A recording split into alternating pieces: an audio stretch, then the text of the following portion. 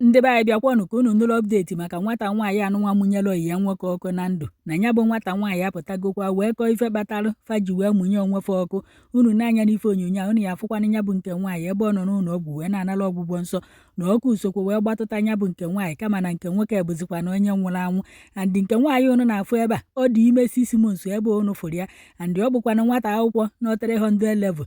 Ndị mmadụ na-asịzi ọ na-abụ n'afọ ime a na-esere ya na nke nwoke okwu nke bụzi na fa kpegidezi ọ bụzi ịmụnye onwefe ọkụ na ndụ. Bịakwanụ ka unu nụrụ ife nke nwaanyị kọrọ maka na ife ọ kọrọ dị iche n'ife ndị na-agba osiarị ndị si na fa anọkwanụ mbọsị ya bụ ife mere. Ife fa kọrọ dịkwa iche n'ife nke nwaanyị anụnwa kọrọ, ka unu tụlezie ya marakwana onye na-ekwu eziokwu. Ọgwọ na onye nwụrụ anwụ gbakwara ụzọ. Ọ bụrụ na nke nwoke dị ndụ ọ gwakwana anyị ka ife mere si wee mee, mana nke nwoke anwụgwenu na onye nwụrụ anwụ ahụ ekwu okwu. O wee bụ na-eme ka ndị mmadụ mata na nke nwaanyị unu na-afụ ebe a na afa ya bụ Cynthia Chukwudaa, na ọ bụkwa na 300 level student na University of PH Rivers State, and na ọ dịkwa n'ime 6 months na ọ nwere oyi nwoke onye nke a na-akpọ Sọnị Amadi na ọ dịkwa na 32 years. E wee na-akọwa na ọ bụlọkwa na be Sọnị ka ọkụ nọ wee gba Sọnị, na ebe ọkụ nọ wee gba Sọnị ebo na be Cynthia na ya dị ebe Cynthia bi ka Sọnị bịarụ. Cynthia wee mụnye ọkụ according to ndị fụrụ mgbe ife mere, mana ọ bụghị ifefa ka ọ bụ ife Cynthia kọrọ. Ka nkọrọ unu ka nya bụ ife si wee mekwa na anọkwa m ebe o mere allegedly. E wee na-akọwa na Sọnị na Cynthia bụ oyi nwoke na oyi nwaanyị, nke bụ na Sọnị tụbara Cynthia ime. Nekwanụ nwanne eziri ka o jee gụọ akwụkwọ, ọ hapụ akwụkwọ abịa anya gụọ, hapụ ebe isi dị ọ ya amụ, o jee ịmụ ka esi achịnye ọkpa enu, ka esi agba egwu ọlakịrịpụtụ, ka esi agbasa nsurugede ọmahụ na egwu ndị mmụọ ka ọ na-agba. Nke bụ na Samuel gidere aka n'ike wee sigide n'imi wee tụba Cynthia ime. Afọ ime anụnwa dị 6 months o. Onye dị ime 6 months Sọnị emeghe egi ya. Ọdụnụ ka na okwu na ụka na-ese maka nyaba afọ ime. E wee na-akọwa na mbọsị ahụ ife anụnwa mere na Sọnị bịara na ya dị ebe Cynthia bi. O wee bụ na Cynthia anọghị n'ụlọ na Cynthia pụrụ ilo ka o jee gote ife. Sọnị wee batazie n'emu na ya na emu nọ Cynthia yọọ ya ụnụ mana ọyi ya nwoke ike ọma ebe ọ na-edebe kii maọbụ na o jikwana spe kii Cynthia, mana a na-akọwa mbụ ndị ya dị na emu nọ Cynthia yọọ ya. Mgbe Sọnị bịara, Sọnị wee banye n'ime ebe ahụ wee jee nọrọ ana n'enu bedi Cynthia. Cynthia wee jee gotacha ife wee pụta wee fụzie Sọnị ka ọ nọ n'emu na ya wee na-ajụ Sọnị nya kedu ife ọ bịara ebe ime maka oduka okwu na-eselụfanị ike ọ bụ na aya anụm ka ọ na aya anụm. Sọnị gbaa Cynthia nkịtị na-amụ amụ fana bụ wee bido baba mba. Ndị nebọpụta na-ege na asịrị ụnụ mana asịrị ya na-atọka na anụghakwa aka abalụ mba onye ọbụla apụta. And na Cynthia dụkwa n'ime ọ ya akọọlụ attention ụmụ akwụkwọ maka na ama na Cynthia ha anụ di. Ndị nebo na-egezi ka fa na-akọ ọnụ na ife afụzikwa ọbụ ka Cynthia pụtara wee pụọ. Ọzọzikwa ọbụ ka o ji gbata mmanụ eji akwa ụgbọala wee chiyata azụ. And mgbe o ji wee chiyata, Sọnị edinego ana na nya bụ enu bedi na-alahụ ụla. N'ọkwọ ntu a ka a na-akọwazio na Cynthia jizi nya bụ mmanụ eji akwa ụgbọala wee wụọ Sọnị ebe ahụ o di na-alahụ ụla wee kpazie ọkụ wee kpanye Sọnị. Nke bụzi na nya bụ Cynthia jee ka ọ gbafere ọsọ ọkụ wee soro wee ghọrụkwuo nyanwa. According to ife ndị nebo na-akọ ndị fụrụ mgbe nya bụ ife mere n'ofe a bụzi ife gbabatara wee menyụọ ọkụ n'ebe Sọnị nọ wee menyụkwa ọkụ n'ebe Cynthia nọ wee buru fanabụ wee gbajewe na Teaching Hospital nke dịkwana na PH Rivers State. N'ebe a ka Sọnị nọzi wee bụrụ onye nwụrụ anwụ. Nọ na dise n'ụlọ ọgwụ ahụ ka nke nwaanyị anụnwa nọkwa. N'ebe a ka ndị news bịazi wee na-eme nke nwaanyị anụnwa interview wee na-agwa ya na-asị na ọ mụnyere oyi ya nwoke ọkụ na ndụ ọkụ wee gbagbuo nke nwoke. Nke nwaanyị a wee nọrọ ebe a wee gwa ndị na-eme ya interview bụkwanụ ndị news na ọ bụ ọkwa ya mụnyere oyi ya nwoke ọkụ na nke nwoke anụnwa bụzikwanụ ya na fanabụ na-emebu oyi nwoke na oyi nwaanyị wee mechaa wee soo okwu. And nọ nke nwoke atụbara ya ime anụnwa obu. O wee na-agwafa na mbọsị ya ife a mere na nke nwoke a jikwa wee na-akpụ ya na fonu wee zie na o nwere ife ọ chọrọ ka fakwuo si na ọpụrụ apụ mgbe o ji wee natazi n'ụlọ bịa. O wee bụ na nke nwoke abịagokwanụ na ya dị ya, and na nke nwoke ebukwanụ galọn n'aka wee bịa nya ụmụ ifelagoro isi wọta na ọ mahụ na mmanụ eji akwa ụgbọala ka nke nwoke gbujere na ya ka o wee mụọ ya ọkụ. Na mgbe nke nwoke batara na rum ebe ọ nọ, fanabụ wee na-aba mba si wee bagide mba. Nke nwaanyị si na ọ mụnyere kandụl n'ụlọ ya na ọkụ adịghọ, si nke nwoke aka ya wee kpa n'ọkụ ka ọ si n'aka ya wee kpa na ya bụ mmanụ eji akwa ụgbọala obu wee bịa ọkụ kandụl wee ghọrọ ya na ọ bụrụkwa ya mụnyere oyi ya nwoke ọkụ.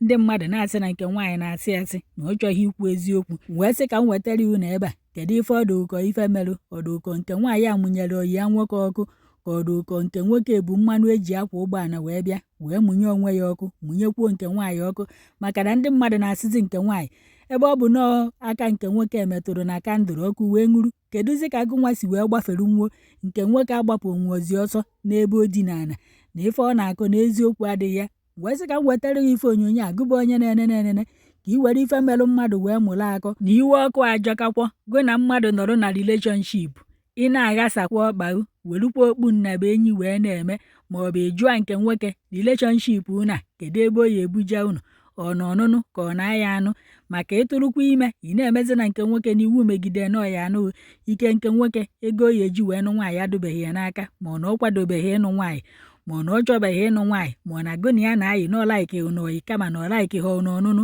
mara eji agba ọkwọ na iwu bụ na onye gị na ya yiri na ọya anụ ị marụnụ ka isi eje ọ bụ na nke nwoke bịa ka ọ laa otu gbafelu gụa ị bịakwa ka iri ego gbafelu ị na-ekpuchinata n'ike gị ịtụrụ ime maka na ịtịkwa m kwuo ma sịkwa na-afọ ime abụ ife na-ese okwu ga-eji wee mụnye ọkụ amụnyeghị ọkụ anụnwa ọ bụrụkwanụ na ịbụ nwoke ịgbado nwaanyị ka gị na ya yiba andị na ịma na ilubeghị ịnụ nwaanyị na ịchọbeghị ịnụ nwaanyị ma ọ bụgodi na ịchọ ịnụ nwaanyị na ịya anụ nke nwaanyị ahụ ọga were n'okpu nnaba enyi wee na-ala ọ na-abụ ị na-agbawa iyi ebe ahụ na-agba goolu niile a ọdụ ụkọ na nke nwaanyị agha eche nya bụ goolu ị na-agba ochezie ya echi niile mgbe anyị ma na ilubeghị ịnụ nwaanyị na ngwa afịaghị ụdalụ mmiri na mmaghị otu ego anụ n'onye mba na mmaghị otu ego anụ na ya na mpaghị otiru nke nwa ụmụnne otiru nke nwa ụmụnna otiru nke nwa mana mgbe ị na-alụ otu a na-emeghelụ gị ọkpa ị na-ala ịkpọ ọkwọ nne na nna ịkpọ ọkwọ ndebe unu ị na-egwu ya bụ mmiri ọ na-atọ igwugidezie ya gụgide akwụkwọ nsọ gote ife ị chọrọ mgbe anyị malụzie na ilubeghị ịnụ nwaanyị maọbụ na ịkwadobeghị ịnụ nwaanyị ịgbado nwaanyị ma na ihe anụ ya na ịchọbeghị ịnụ ya were okpu nnaba enyi na-eme mgbe agha asị ụnụ na-asị na ọha atọ ụtọ na iwere okpu nnaba enyi n'oyighopụ ya iwee na ụtọ ya ọkwa ụtọ ya agha atọbago n'ime inyi kịta anụnwa ọkwa go na nke nwaanyị na fa anụ ụtọ ya ahụ ife na-atọ ụtọ na-egbukwa na-egbu ọ bụkwa na ilubeghị ịnụ nwaanyị ma ọ na gụbụ nwaanyị na nwoke gbado n'ịma na obi hokwo n'obi ịnụ gwakwa ya anya were okpu nnaba enyi na-eme ka unu ghara igbukwa onwe unu echi ma ọ jebe nga ma ọ mụnye onwe unu ọkụ di na nwunye abụ okwu iwu bụ na onye gị na ya yiri oyi na oye end na maleji onwekwa ebe ọ bụ iwu ụfọdụ ndị anọ na dito ọbụkwa ndị fa na fa yi kafa na anụ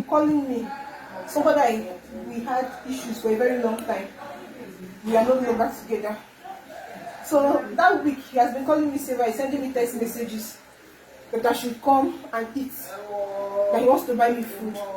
I say, which kind of food? I'm okay. That kind of food is my problem in Choka.